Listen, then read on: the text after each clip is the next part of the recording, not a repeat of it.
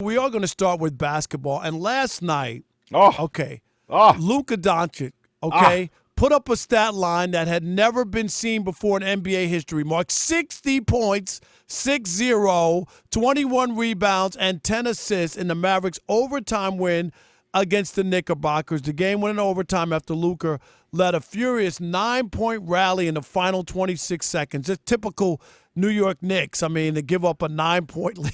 which also is one of those stats that is never, like, the NBA was 0 for 13,000 or something in situations where a team's up 9 with 30 to play and loses the lead.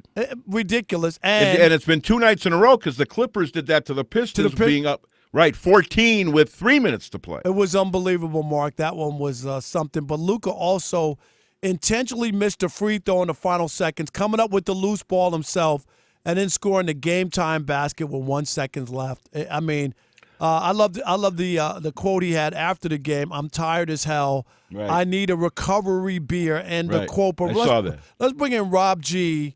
Rob G. Let's talk about Luka and what people are talking about around the NBA about this guy and what he's been able to do.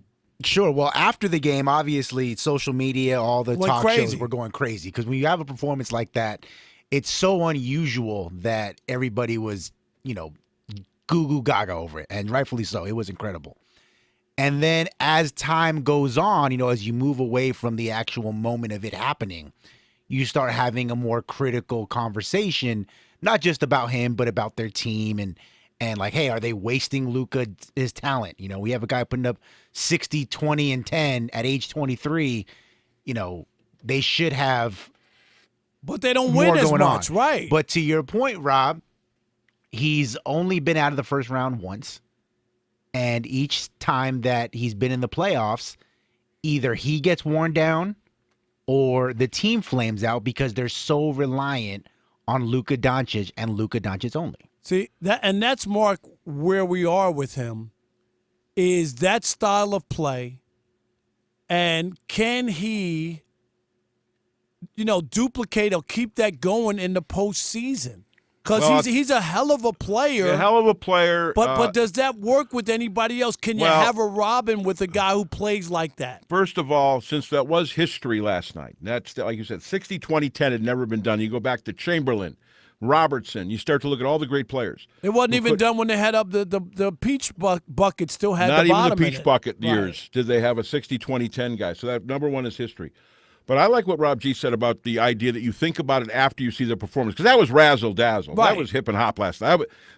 If for pure entertainment, that end of that game was phenomenal. Come on, Mark. That's one for the ages, right? Ages, and it happened to the dang Knicks again. It happened to the Knicks. Right. But here's what I'll say about Luka: the landscape in the NBA is littered with guys who were great scorers, great rebounders, and had all the numbers in the world. Dominique Wilkins and Adrian Dantley and Dan Issel. I can go on, and never won anything. Right. That's my theme today about teams and guys who never win anything but have the numbers. You remember when Michael Jordan had the 63 against the Celtics? Like, they got knocked out of the playoffs. Like that one-man band is great to watch, Mark, but I don't know if that is great to win. Can you win when a team is so reliant on it's just one guy? I used to say this about the great Bad Boys Pistons teams with Isaiah Thomas. When Isaiah had to score 30 or more, you know this, Rob, Pistons didn't win. Right. If Joe D and Rodman and the Red and Bell and Lambeer weren't involved, nothing's happening. If Isaiah had to score 30, it was usually, I bet you, I don't know what the overall record is. I wish I could have that number. It's maybe about 500. I don't want to say they never won. But in situations like that, when you got to have the one-man band, and they're great to watch. What was Dominique Wilkins' nickname? The human highlight. The human highlight film. Right. And how many titles did he have in Atlanta? As many as I have. And how many times did he get to the finals in Atlanta? As many times as I have. Okay, there you go. And he had a great career, and nobody would think that Dominique Wilkins was any less than great. That is, and I'm afraid that's maybe where Luka Doncic is. So what is how do you correct this? Okay, so is it, Luka, we want you to do what you do, but just not as much, and we need to get somebody else involved that's going to be able to, when Michael Jordan got Scottie Pippen, like all of a sudden, Mark, you got to have another guy. I know we talk about it all the time. It's kind of cliche, Batman and Robin, but you do need a Robin. Is that not? I think that's true. Well, look, the next three scorers down are Christian Wood, Spencer Dinwiddie, and Tim Hardaway Jr. And then Kemba Walker was a throw-in who's only played 6 games. So are those three guys going to help you get anywhere? Christian Wood, be honest. Spencer Dinwiddie, and I like Dinwiddie. I wish the Pistons hadn't traded him. And Tim Hardaway Jr., I like him too. But are those guys going to are they his Batman to his Robin, or Robin to their Batman? But what do you do? But I'm asking, are those three guys the guys you think are going to get you anywhere? I don't think so. Okay, but you're saying no to that. But here's my only thing is, when I look at it, I just think to myself, but when a guy's this talented, can you honestly tell him to pull back? No, or I share think the load? Do you know, like Mark, you're looking at stuff that's never happened, but you're not winning at the rate you would think. But are you?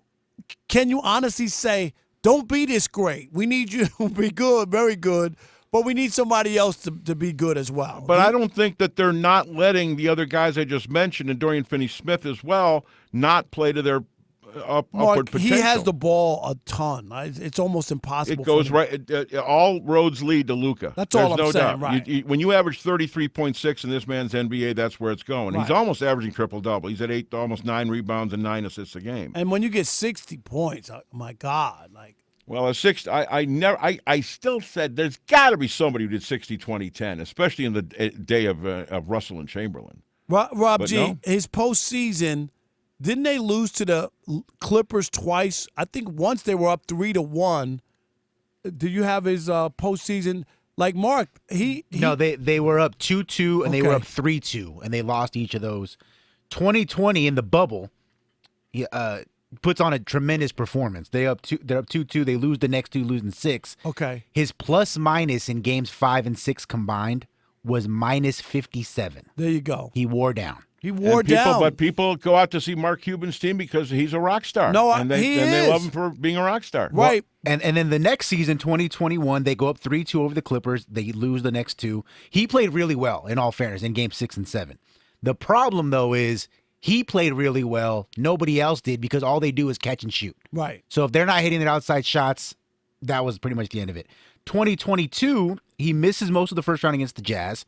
He's lights out against Phoenix. So you think, all right, he's making a deep run.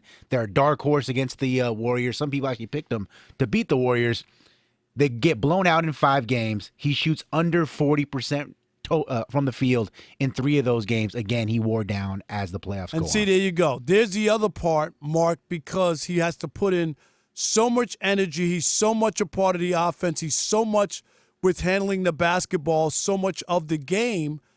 Is that going to allow you to make a long or a deep run? And that's where, if you're the Warriors, if you're the Mavericks, you got to figure out, how do we maximize him, right, and his talents, but also allow him enough so that he can play and be there when we need him. That's the Supermax $64 million question, Rob. You know why? I go back. I want to invoke him again.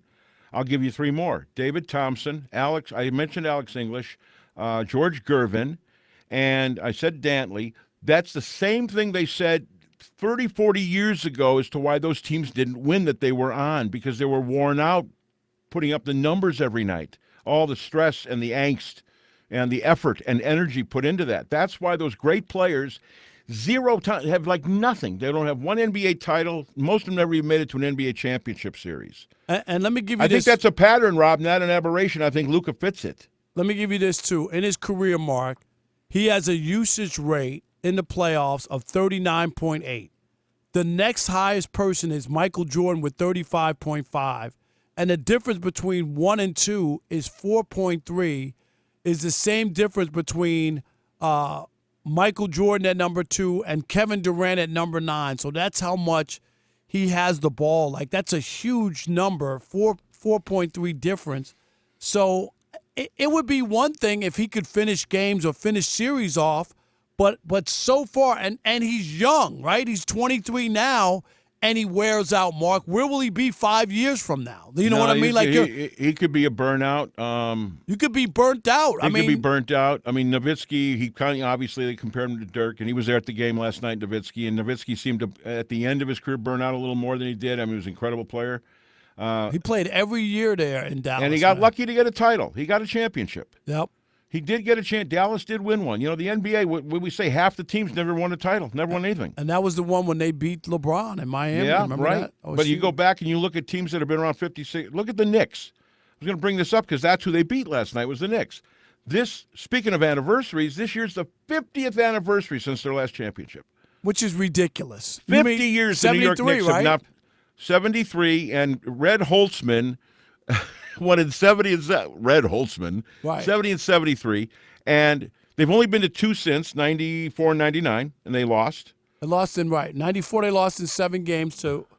But if I had told you in 1973 that the Knicks through 2023 wouldn't win another championship, you thought I was nuts. In 50 years, kind of crazy. All right.